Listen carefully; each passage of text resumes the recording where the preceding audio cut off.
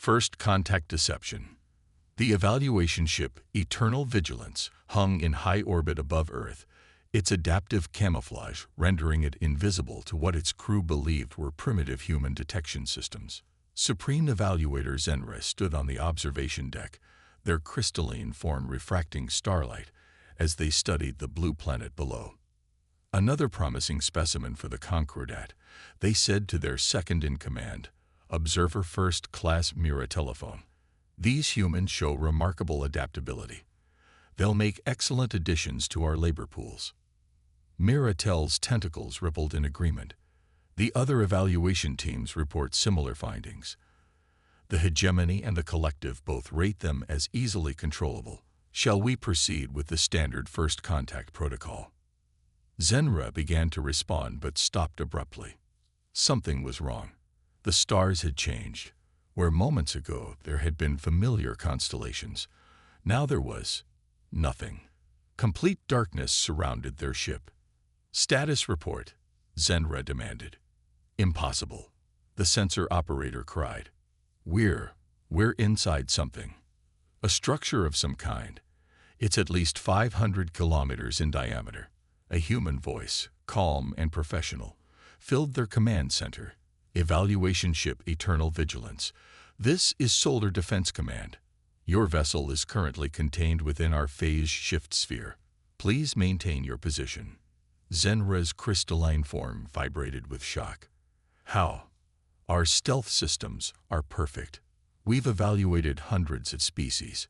About that, the human voice continued, now tinged with amusement. We've been aware of all three evaluation teams for the past 15 years. The conquerors, the hegemony, and the collective, all trying to determine the easiest way to subjugate Earth. We decided to let you continue your observations while we prepared our response. The darkness outside their ship suddenly illuminated, revealing they were indeed inside a massive spherical structure that seemed to bend space itself around them. Through gaps in its framework, they could see thousands of human vessels of various sizes and configurations, all showing technology far beyond what should have been possible for their development stage. Impossible, Miratel whispered. Their planetary observations showed them barely achieving spaceflight. You saw what we wanted you to see, the human replied. While your evaluation teams watched our carefully crafted primitive space program, we built something far more interesting. Would you like to know what else we've been doing during your evaluation period? Before Zenra could respond, their ship's systems began displaying information about human technological achievements, quantum engineering that made their own look primitive, energy systems that defied known physics, and most terrifyingly, defenses that could render entire solar systems untouchable.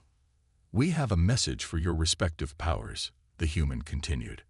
Earth is not, and will never be, available for conquest, subjugation, or peaceful integration into your various empires. However, we are open to genuine diplomatic relations, as equals. Zenra's crystalline form clouded with confusion. You would reject the protection and guidance of the great powers, the resources we could provide, the technology we could share. Laughter filled their command center, warm, genuine, and somehow more terrifying than any threat could have been. Protection. From what? We've already surpassed your military technology. Resources. We've developed systems to synthesize any element we need. Technology. Well, perhaps we could share some of ours. The implications hit Zenra like a physical blow. These humans hadn't just been hiding. They'd been advancing beyond anything the great powers had achieved, all while maintaining a perfect facade of primitive development. Your three powers have been playing a game, the human voice continued, now serious. Evaluating species, dividing them up like trading cards, turning them into client states or labor pools. That game ends here. Earth will be different. We're establishing a new way of interacting between civilizations. Equal exchange, true cooperation. And we suspect many of your current client species will be very interested in what we have to offer. The darkness around their ship began to fade. the massive structure becoming transparent until it seemed to vanish entirely, though Zenra had no doubt it was still there. "You have 24 hours to depart the solar system," the human concluded. "When you return to your superiors, remind them of this. We could have destroyed your ships at any time during your evaluation. We chose conversation instead. That was a choice, not a necessity. Remember that when they consider their response." As Zenray ordered their ship to prepare for departure, they realized with crystal-clear certainty that the galaxy was about to change forever. The great powers had sought to evaluate humanity's worthiness to join their game, only to discover that humanity had been evaluating them instead, and they had found them wanting. The silent revolution. The Grand Assembly of the Concordat had never seen such chaos. Representatives from 1,000 subjugated species filled the massive chamber, their voices rising in a cacophony of demands and accusations. At the center of the storm, Supreme Counselor Vex, then's crystalline form, had grown so clouded with stress that they were almost opaque. "Order," they thundered, their voice reverberating through the chamber. "We will have order." But order, it seemed, was becoming an increasingly rare commodity in the galaxy. On the massive display screens surrounding the chamber, reports continued to stream in. Another client species had broken their resource contracts. 3 more had demanded renegotiation of their protection treaties, and most alarming of all, ships from dozens of worlds were heading toward the Sol system. Ambassador Krell, their foremost diplomatic expert, slithered forward. "Supreme Counselor, we must act decisively. These humans," interrupted a new voice, "are already here." The chamber fell silent as a human woman walked calmly through the grand doors. She wore a simple blue uniform with no obvious rank or insignia, yet she carried herself with an authority that made even the most prestigious representatives straighten in their seats. "Ambassador Sarah Chen," she announced, "of the Earth Diplomatic Corps. Thank you for finally convening this session. We've been waiting to address the Assembly." Vex then's form rippled with barely contained rage. "You dare to enter the Grand Assembly without invitation. Guards." The guards didn't move. Chen smiled. "They're currently occupied with trying to figure out how several thousand of their weapon systems spontaneously disassembled themselves. Don't worry. No permanent damage. We just prefer conversations without the threat of violence." She raised her hand, and a holographic display materialized in the center of the chamber, showing a complex network of trade routes, resource flows, and power relationships. "This is your empire, as it exists today, or rather, as it existed until recently. Would you like to see what it looks like now?" The display shifted, showing hundreds of new connections forming between formerly isolated species, resources flowing along paths that bypassed Concordat control, and most worryingly, vast sections simply going dark, their status unknown.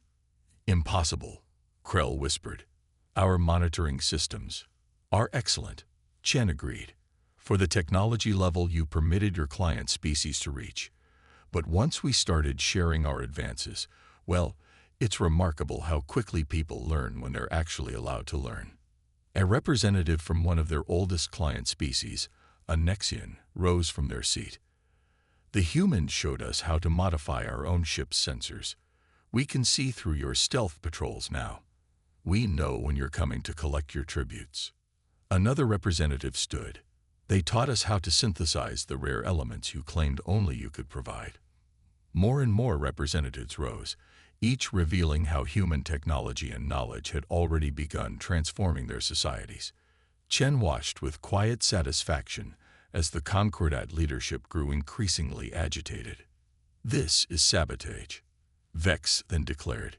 "You're destroying millennia of stability." "No," Chen corrected firmly. "We're ending millennia of enforced stagnation. Your stability was built on keeping other species dependent and afraid. That era is over." She gestured, and the holographic display showed a new image. Earth, surrounded by ships from hundreds of different species. "We're establishing something new.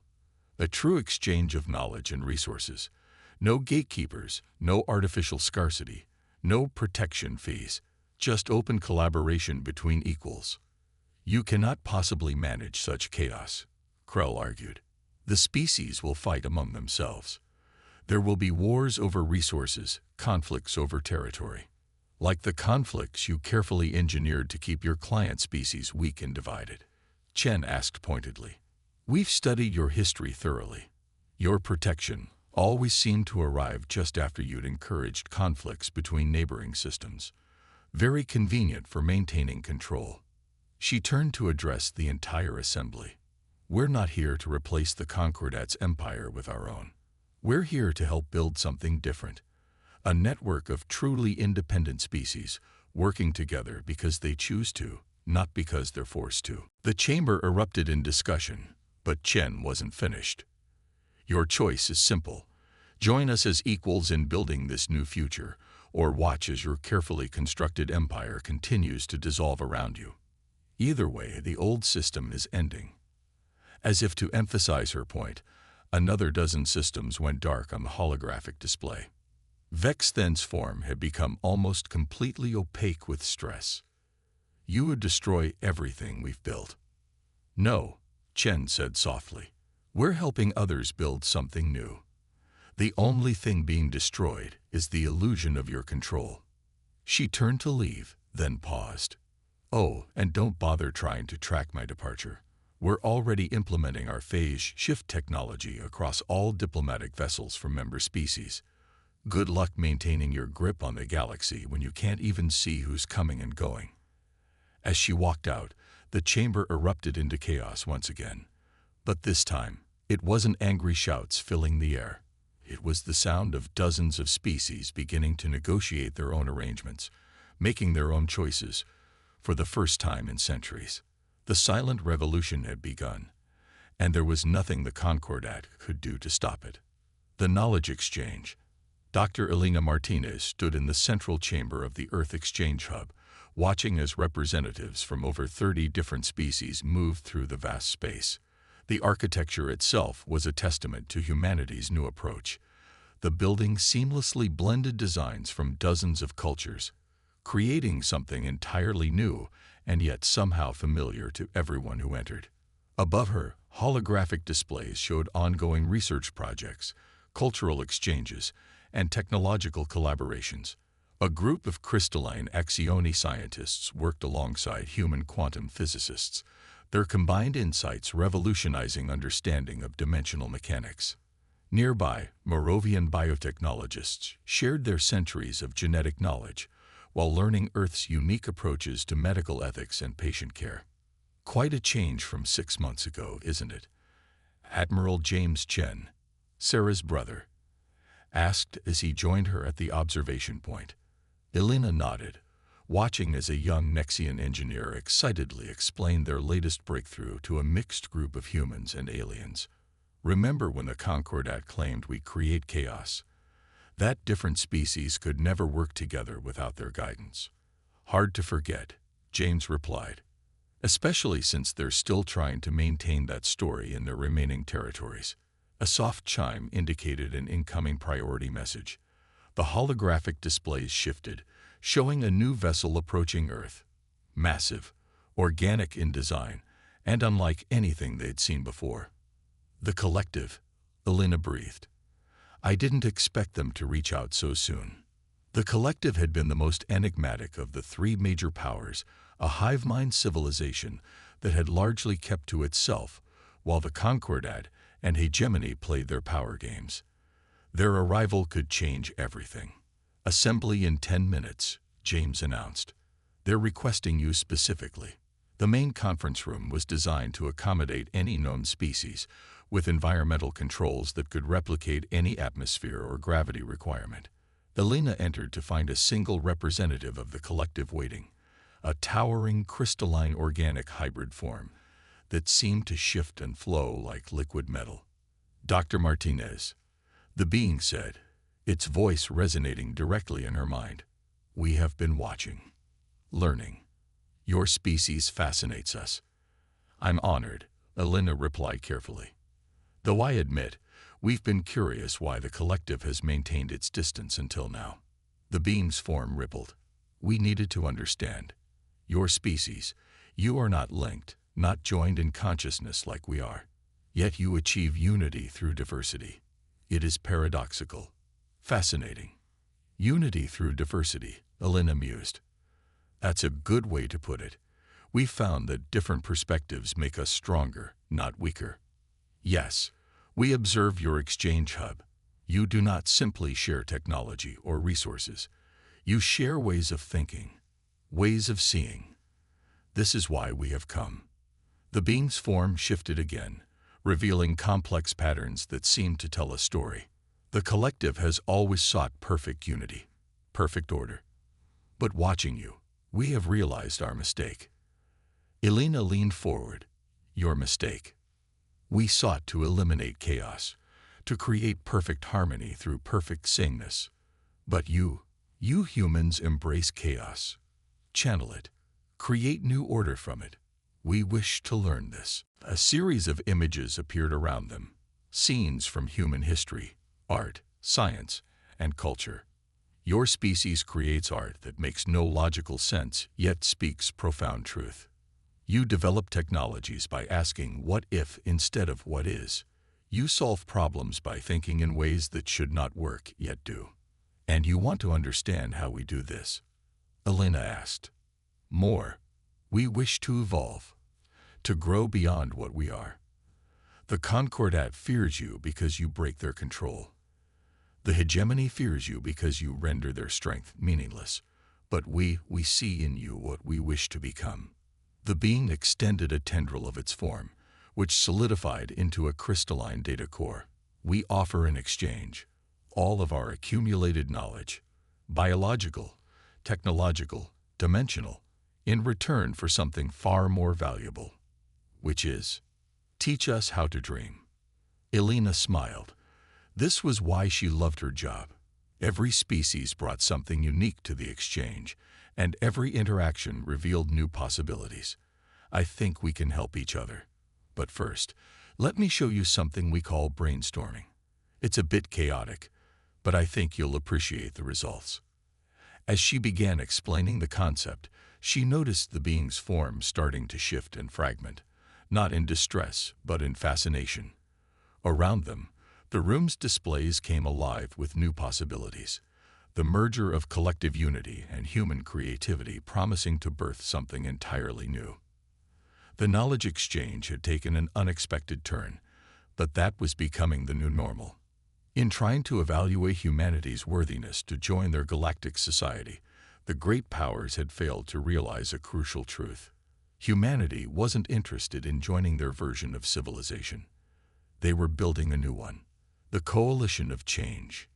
The hegemony's war fleet dropped out of hyperspace at the edge of the Sol system, 5,000 ships strong, the largest armada ever assembled in known space. At its head, the flagship Eternal Dominion bristled with enough firepower to reduce a planet's surface to slag. Supreme Commander Vorth stood on his bridge, his chitinous armor gleaming under the battle lights. Let them see our strength, he growled to his officers. Let them understand what defying the natural order means.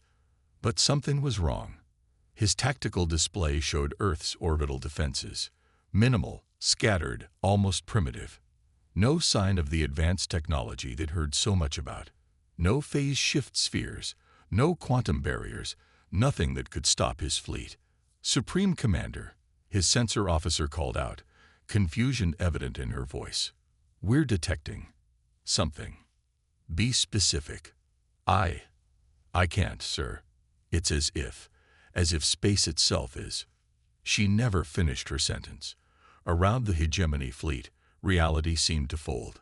Stars shifted position, distances became meaningless, and suddenly they were no longer at the edge of the Sol system. They were everywhere in it at once.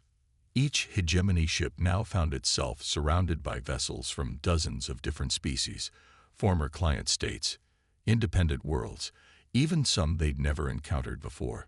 And at the center of each formation, a human ship, its design unlike anything they'd seen before. Hegemony Fleet, a calm voice transmitted on all frequencies. This is Admiral Sarah Chen of the Coalition Defense Force. You appear to be lost. Vorth's mandibles clicked in fury. We are the hegemony.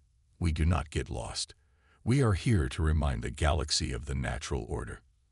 Ah yes, your natural order. Chen's voice carried a note of amusement. The strong dominate the weak. Might makes right. And so on. We've heard it all before. But look around you, Commander. What do you see? Vorth's tactical officers were frantically reporting in. Each hegemony ship was perfectly matched by ships from former client states, all showing technology that should have been impossible for them to possess. Impossible, Vorth whispered.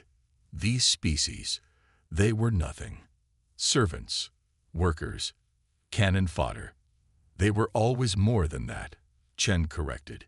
You just never bothered to look. Never bothered to ask what they could become if given the chance. Would you like to see what they've achieved in just 6 months of true cooperation? The space around Vorth's flagship shimmered, and suddenly he could see them. Massive shipyards hidden in dimensional pockets, research stations that defied physics, and most importantly, the faces of his former subjects. Not cowering, not serving, but standing as equals. Your fleet is impressive, Chen continued. 5,000 ships, each capable of destroying a world. But tell me, Commander, how many of those worlds actually want to be part of your empire anymore?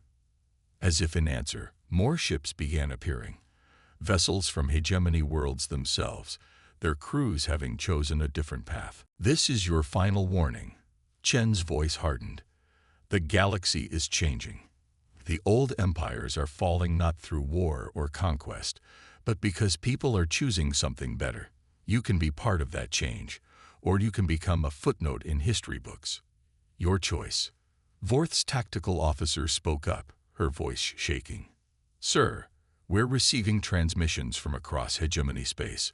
Worlds are declaring independence. Military bases are standing down. The Central Council.